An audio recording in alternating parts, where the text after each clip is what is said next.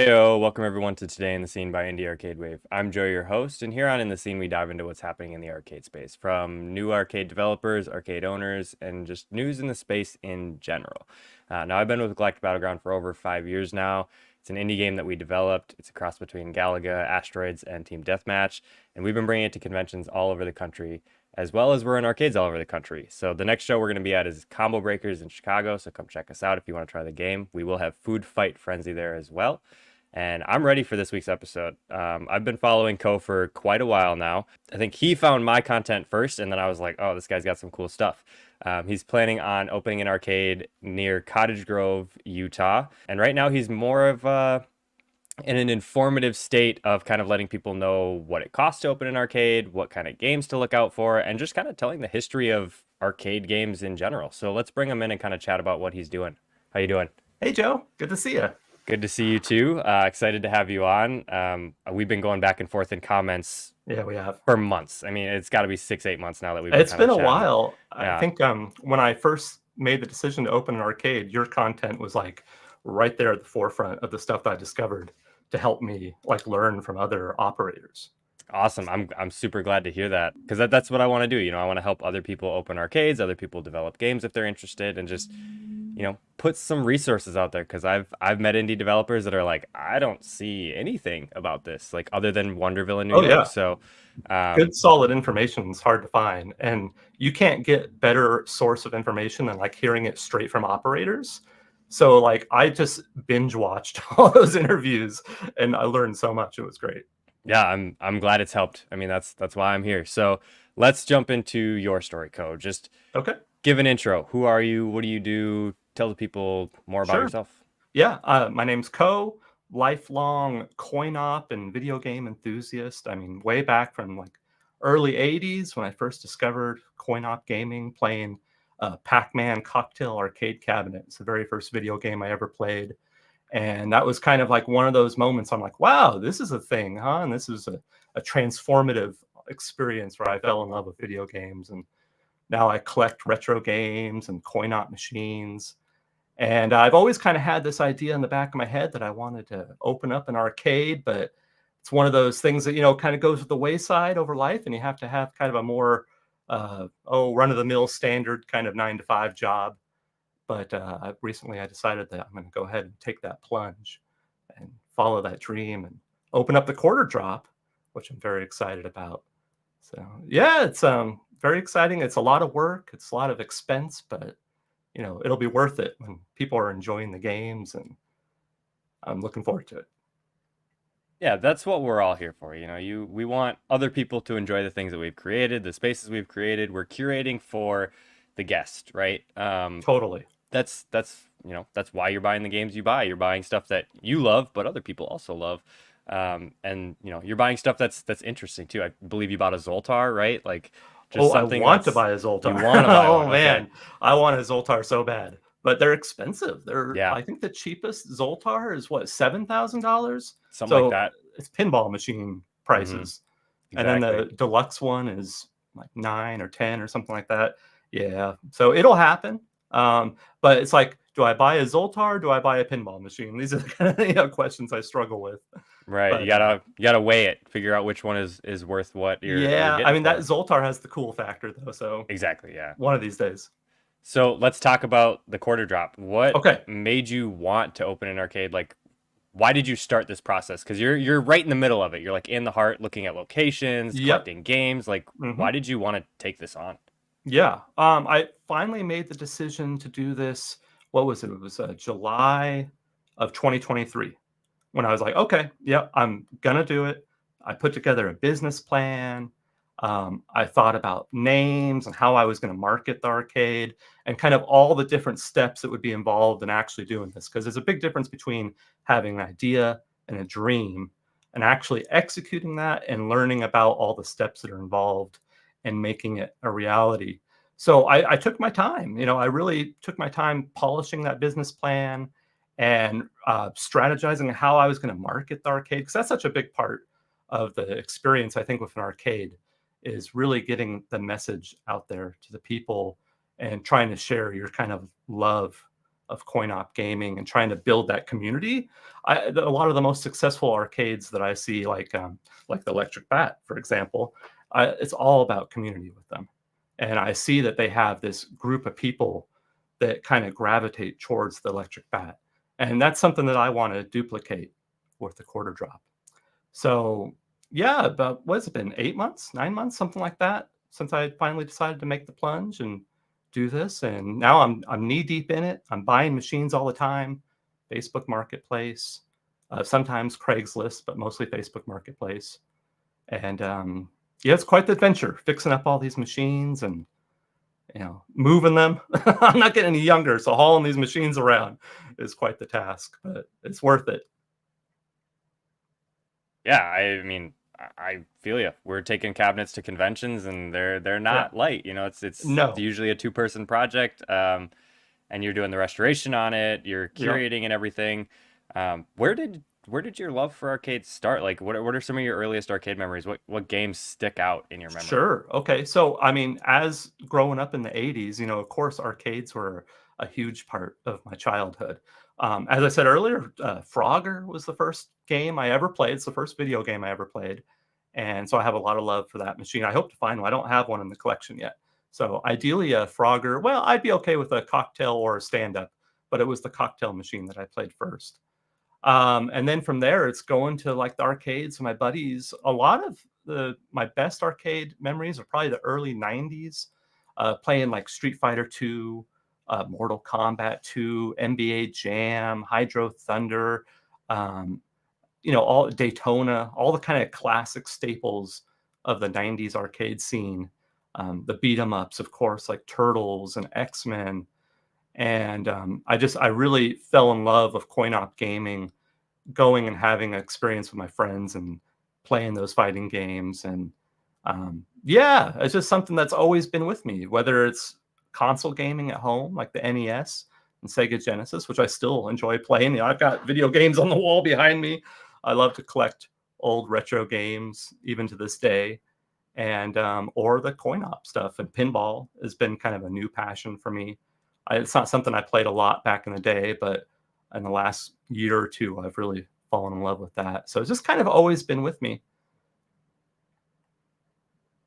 Yeah, I agree. I mean, Frogger, incredible game. It's so good. I went to Galloping Ghosts last summer with my wife, and we Nice. played Ribbit, which Oh, that's I believe Doc Mac has the only one in the world. He I got the mean, ROM from he's Sega and he probably has basically the built only a one of a cabinet lot up. of stuff. Exactly. He has Yeah. tons. But Yeah. he finds games that never came out. It was supposed to be a sequel to Frogger, and the game is completely different than Frogger. It's like a bunch of little mini games and stuff, but it was incredibly fun. And it's I'm just cool jealous to that you're close to his arcade. I haven't I been. I it's just get still to watch it on far. YouTube. It's still about like 7 to 8 hours away Okay, from me, it's a so ways. it's a drive. Yeah. Might go back when we go to Combo Breakers next month, so hopefully Okay, there you go. that'd be fun. What are you looking for games? Like obviously you're curating an experience. I've talked to arcade owners who just say we're not doing drivers, we're not doing sit downs, we're not doing light guns because they break. Yeah. Everybody's kind of got their focus. So what are you primarily focusing on? Are you doing just pinball and retros? Or are you interested in like bringing indie games into? Like Oh, what's your totally. focus? Okay. All of the above, I would say. So right now, I want to make sure that I have a good lineup of pinball. So far, I've got Godzilla Premium, Jaws Pro, and I just ordered a new machine 3 days ago. I'm getting a Alien Ripley edition from the Pinball Brothers. So I want to get a couple more pinball machines so that I have a nice row of pinball, because that's gonna I'm gonna do tournaments and stuff like that. Shooters and drivers to me are essential to the arcade going experience. So yeah, they break. I mean, both of the shooters that I have so far, I've had to fix. But I look at it like that's just going to be part of owning an arcade, is maintaining these machines and fixing them. So it just comes with the territory. So far, I have Area 51 Site 4 and Alien Extermination. I would love to get like a House of the Dead 2 and like a Carnival, something like that. I actually kind of have my eye on both of those on Facebook Marketplace at the moment, but Carnival's a little expensive, and House of the Dead, I'm trying to contact this guy and he hasn't gotten back to me. So fingers crossed, I may have a House of the Dead too soon if he responds. And then drivers, like, you gotta have drivers. So far, I have 2 Cruisin' Exoticas that are linked up, and I would like to get like Hydro Thunder, maybe what's another? Oh, Daytona. I mean, I would love a Daytona, at least one Daytona.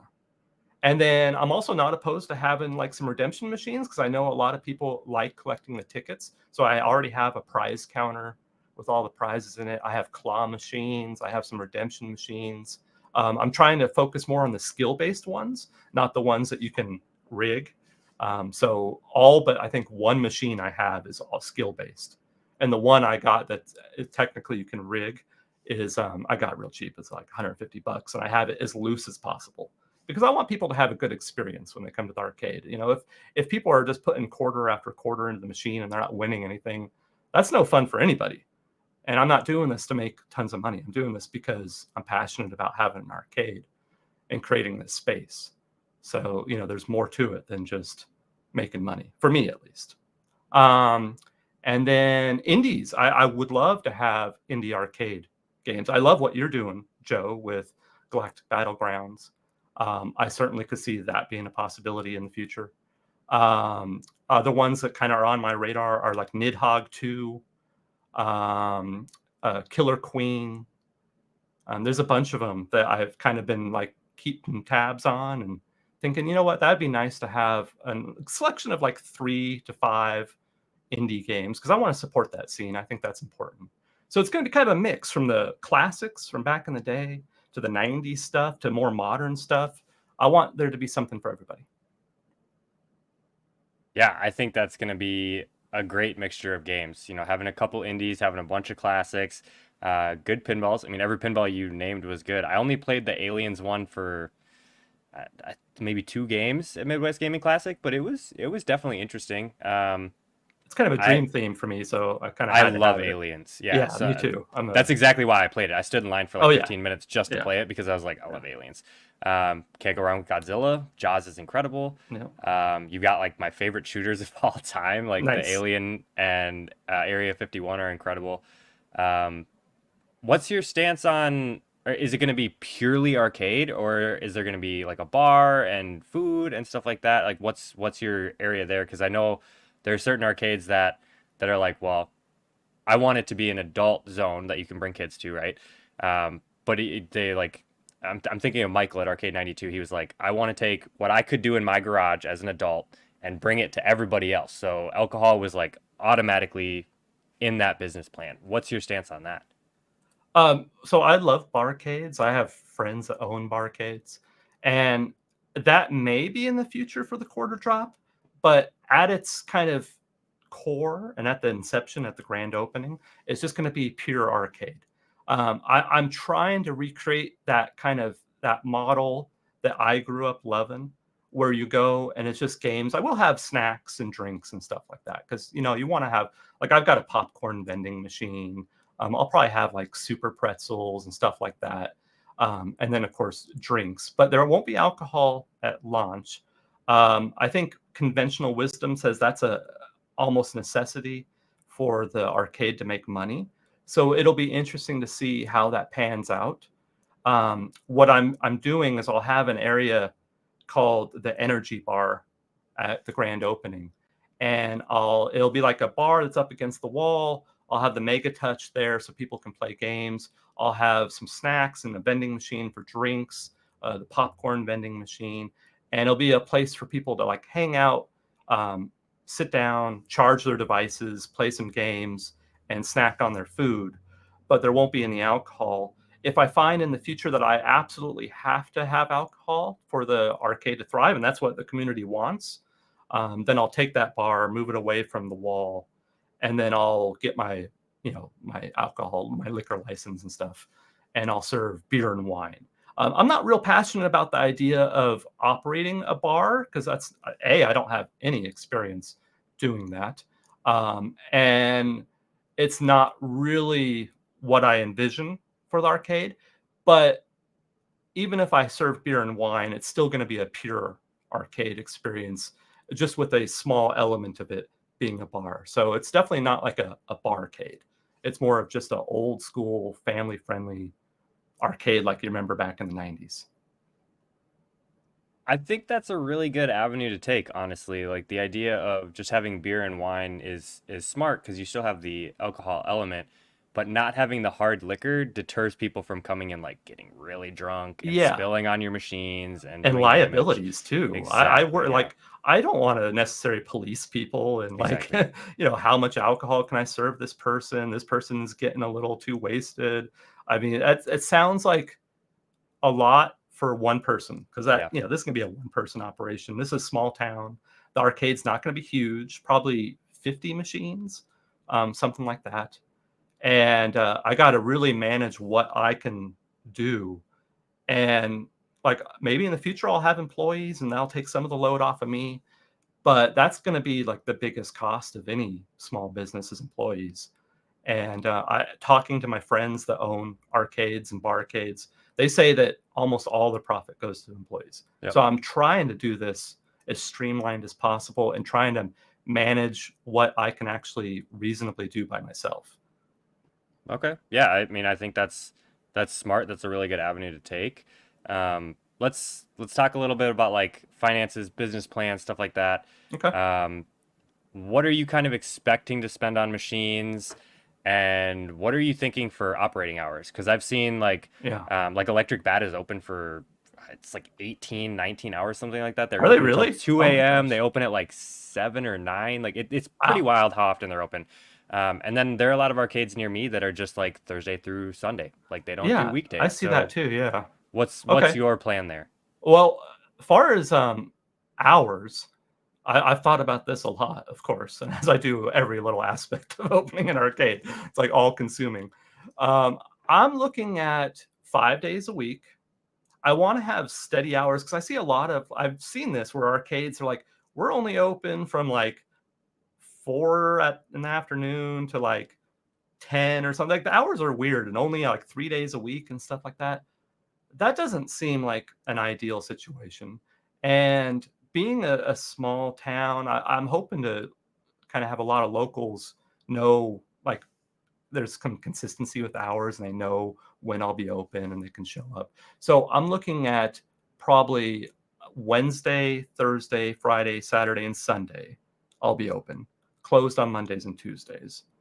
And then I'll probably open, now this could change, of course, but I'll probably open around noon and then close 10 probably on the weekdays and then maybe like a little later on the weekend like Friday and Saturday midnight 1 something like that because then I'll people like to hang out on those nights, play pinball late at night and have a good time. I'll have to that'll be kind of one of those things that when I open I'll have to see how those hours work and make adjustments if I need to, but that's the plan. As far as like money spent on the machines and like how much that costs, because that's a big part of it. I think if anyone out there is thinking about doing this and you may have a few machines at home or something, but it's expensive. Like these pinball machines in particular, I'd say if you don't buy pinball machines and you're just doing coin op, it's going to be a lot more affordable because you can still find good deals on Facebook Marketplace. I mean, just yesterday I tried to buy. Someone posted a Hang On, a really nice original Hang On Sega with a beautiful bright CRT, and they listed it at $400. And I saw it and I immediately messaged them. I'm like, I'll take it, but someone had just beaten me to it. So, but you can still find the deals. I've spent, as of today, because I just bought the Alien Ripley edition, just over $50,000 so far. I have 32 coin op machines, but I've also bought a ton of like parts so that like I want to try to minimize downtime. If something goes down, I want to be able to fix it and not wait for parts to arrive.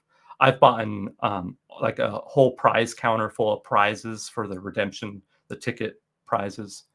I bought signage, like the open sign and like custom signage for the logo quarter drop.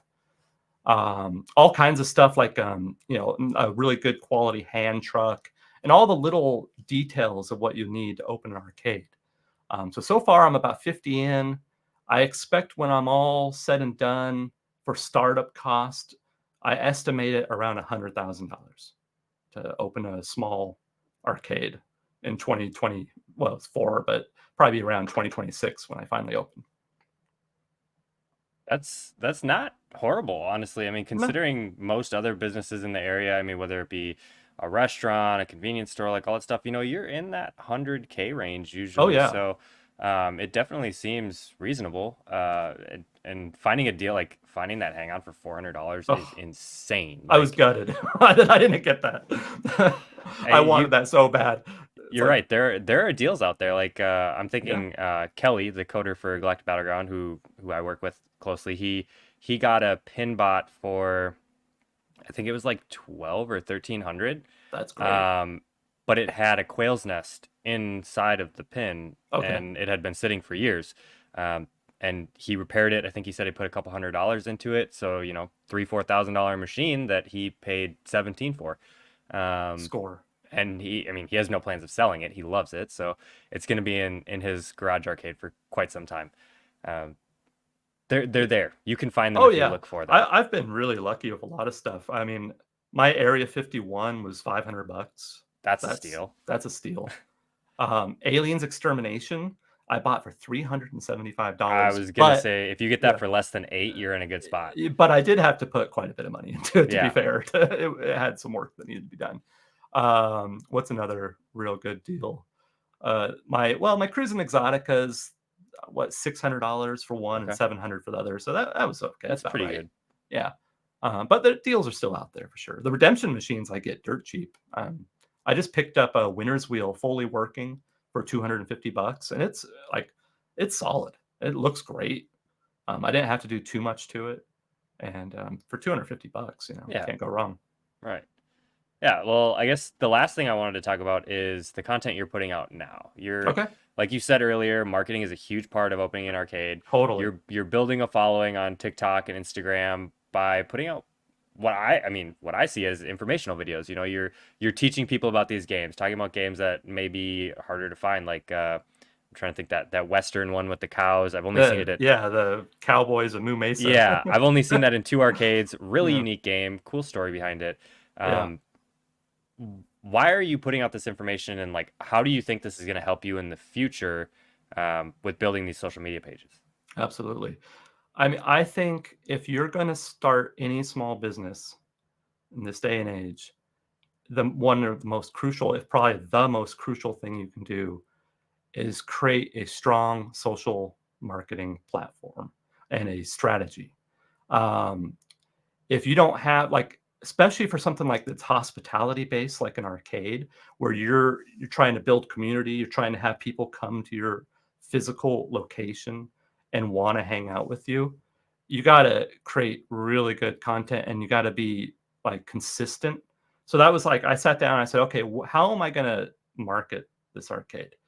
It's one thing just to say, hey, I have an arcade, this is what I'm doing. Look, I bought this machine. Here's the hours. But what value is that offering people? So I try to think of how can I, people that are going to be interested in coming to my arcade, well, they're going to be interested in arcade and pinball. So how can I offer value to them? Okay, well, I can not just talk about my arcade. I do that, of course, but I also talk about arcade games, pinball games, the history of these games, top 5 lists, news that's coming out in the arcade and pinball world. And I try to be real consistent with the way I present that information. And I try to keep everything focused to arcade and pinball and not stray from that, because I want people that come to my page, whether it's Instagram, TikTok, or YouTube, to know what they're getting and to know what to expect, and to make content that's really easy to binge watch, because it's all got that kind of, there's a formula to it. So it makes it very watchable as far as like, scrolling from one video to the next. And it's something that I spent a lot of time thinking about how I was going to do. Now, I have done content creation for, I don't know, 12 years now, I think, something like that. It's something I've always enjoyed doing. I've had a retro gaming channel for over 10 years, and it's something I really like. So I had that base going into this, that kind of that experience. Um, so it just took kind of figuring out what it was that and how I wanted to present this information. That was a big part of it. Yeah, I mean, incredibly uniform content that I see from you. I mean, it's the same thing. Camera's back, you're walking up to the camera, you're Mhm. introducing a game, and then you usually put up gameplay. Like it's People very love the easy to camera. The watch. walk to the camera is Yeah, it's yeah, very retro. exactly. And I think it's awesome what you're doing. I enjoy the content. I It's appreciate teaching that. me too, so Oh, I appreciate that's that. amazing. Um, Right back at you. I guess one quick question, Okay. as a retro collector myself, Yeah. I'm big in like 64 GameCube. That's where I'm collecting. I've heard you talk about GameCube before, and I was like, oh, nice. I Joe picked likes up games too. I picked up both the Pokemon games in the last couple weeks, so that Oh, was for the GameCube? for the GameCube, yeah. What, Eternal Darkness and And Pokemon Coliseum. sweet. So psyched to have those. I had Coliseum. That was the first game Congrats. I ever bought with my grandpa at Toys R Us when I bought my GameCube. So super nostalgic for me. Oh, I love it. What's your favorite system to collect for? Oh, bar none, Sega Genesis. Sega Genesis. Okay. Um, I've been collecting for it for years. It goes probably Sega Genesis, NES, Okay. PlayStation 1, and what's after that? Dreamcast. That's Okay. probably my lineup of favorites. Original Xbox too, I really Right. like. But yeah, I'm lucky to have a lot of the bangers on the Genesis, like Musha and Crusader Ascenti. Mm. So I've been collecting for a while now, and it's every time I see a new complete in box Genesis game I don't have, I have to try to control myself not to buy it.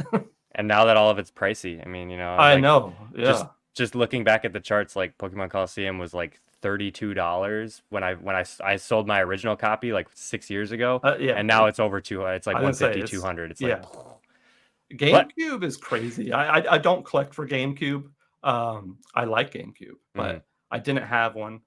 For whatever reason, I skipped that Nintendo generation. I don't know mm. why. What I was doing. It's like one of those things, in life. That whenever that came out, I was just not in the loop for whatever reason, and that's not a console I had.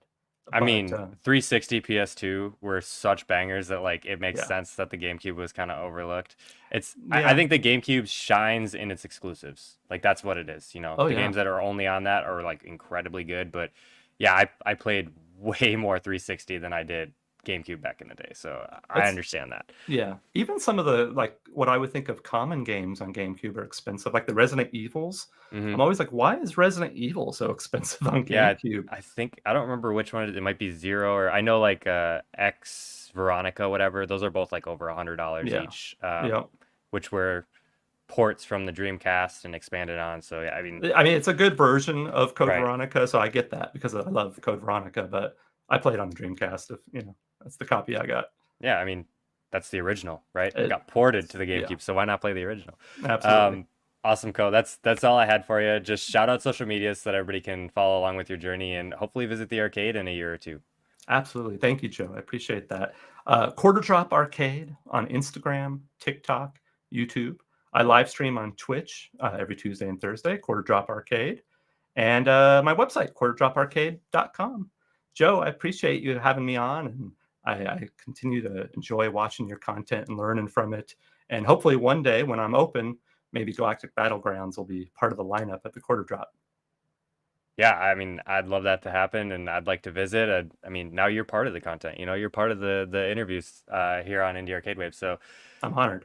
thanks for coming. It's really appreciated to have your time and chat with you. I'm excited for what you've got coming in the future, and hopefully you can find some more deals and keep letting us know about these retro games. I But will.